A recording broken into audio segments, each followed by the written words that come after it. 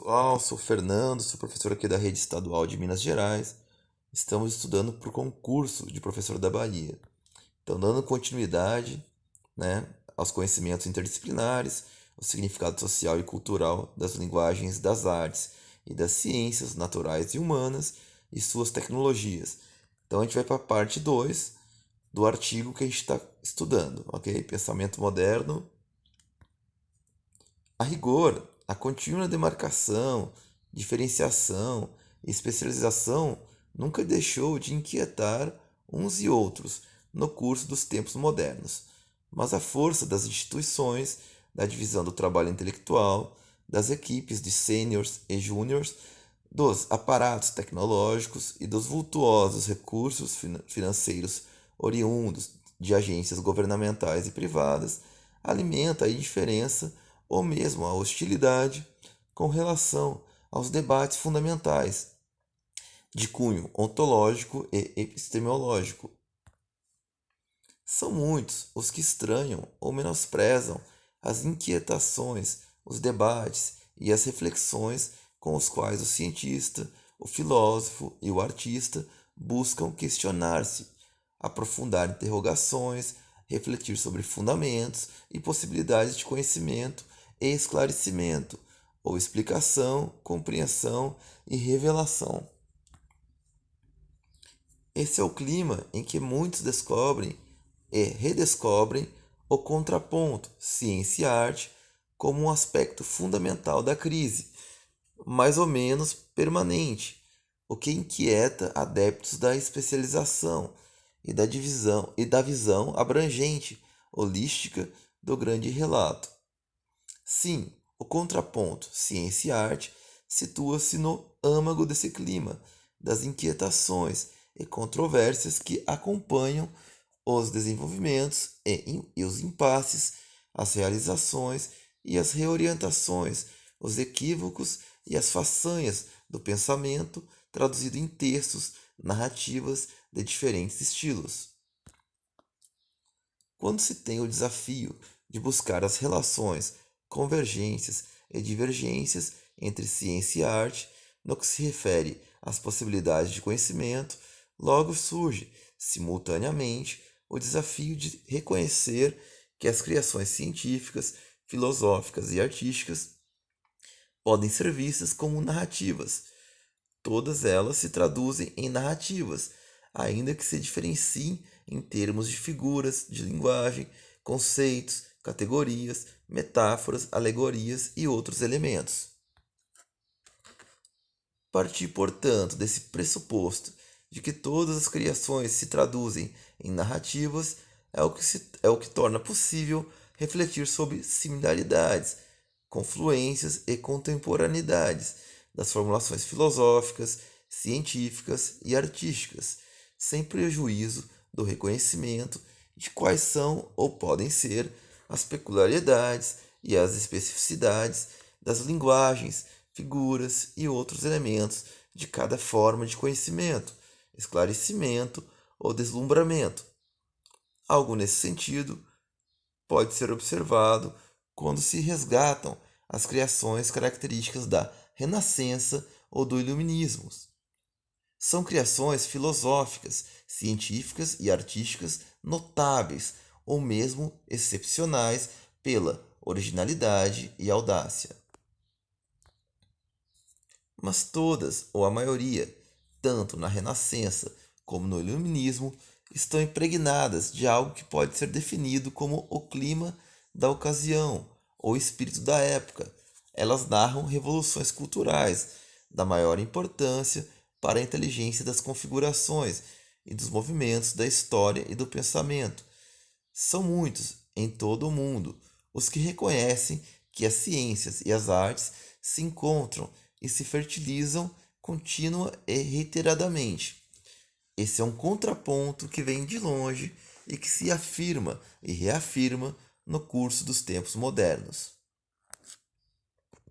São muitos e notáveis os cientistas que trabalham suas narrativas artisticamente, incorporando soluções literárias e temas suscitados pelas fabulações de escritores e outros artistas, e também estes beneficiam-se das criações e dos enigmas propostos por cientistas. Há temas e inquietações que impregnam as narrativas de uns e outros em diferentes ocasiões.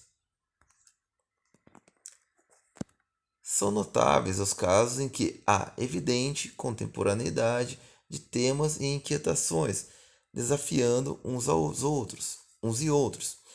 Esse é um contraponto que estava presente no pensamento político de Maquiavel, nas tragédias políticas de Shakespeare, que ressurge nas obras de Hegel, Goethe e Beethoven, assim como na Anatomia da Sociedade Burguesa, realizada por Balzac e Marx, e contínua na descoberta da alienação individual e coletiva, desvendada por Kafka e Weber, em criações e reflexões sobre a racionalização do mundo. Em distintas épocas e ocasiões, são evidentes as convergências e as fertilizações recíprocas, além da contemporaneidade, em suas distintas linguagens, compreendendo metáforas e alegorias, conceitos e categorias. Essas narrativas contribuem para o pensamento e a recriação das múltiplas gradações e possibilidades de esclarecimentos, tomadas em conjunto no curso dos tempos modernos, contribuem decisivamente para o desencantamento do mundo e simultâneo reencantamento do mundo, em busca de utopias ou de alguma alegria.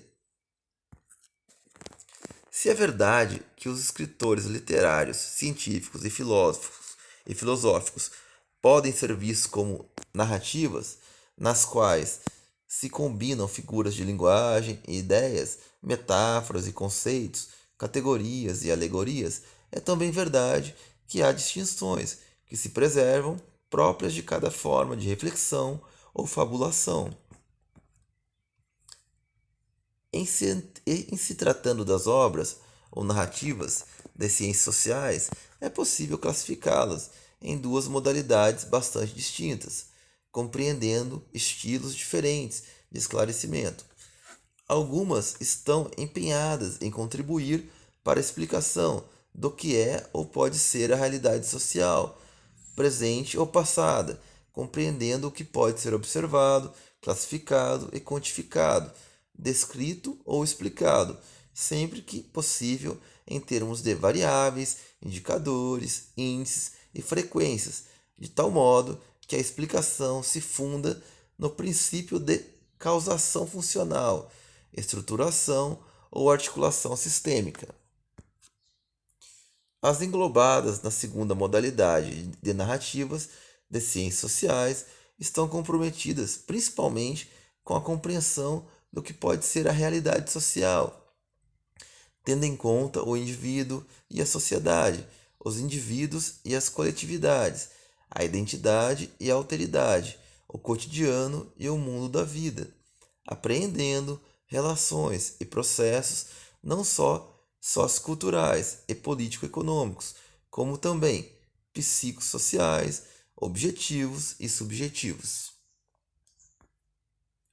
As narrativas literárias e de outras linguagens artísticas, no entanto, contribuem principalmente para o que se pode denominar revelação, desvendamento da realidade e do imaginário, o visível e o invisível, o prosaico e o surpreendente, implicando uns e outros, indivíduos e coletividades, povos e nações em diferentes épocas, surpreendendo o querer e as volições nas quais indivíduos se movem ou são movidos, como atores ou títeres de inquietações que podem ser fugazes ou de forças sociais que podem ser avassaladoras. A despeito da ampla gama de assuntos compreendidos pelas narrativas que se sucedem e se multiplicam no curso dos tempos, é inegável que alguns temas marcantes podem ser distinguidos, não somente por serem tratados de maneira simultânea por cientistas, escritores ou até filósofos, mas também e sobretudo por serem temas emblemáticos do que tem sido o curso da história e do pensamento modernos. Bom, pessoal, então a gente leu mais uma parte do artigo. É complexo, a gente pode voltar, né, com calma, parar o vídeo, dar uma olhadinha com mais calma, ok? No próximo vídeo eu vou dar continuidade ao artigo. Então, um abraço, até a próxima.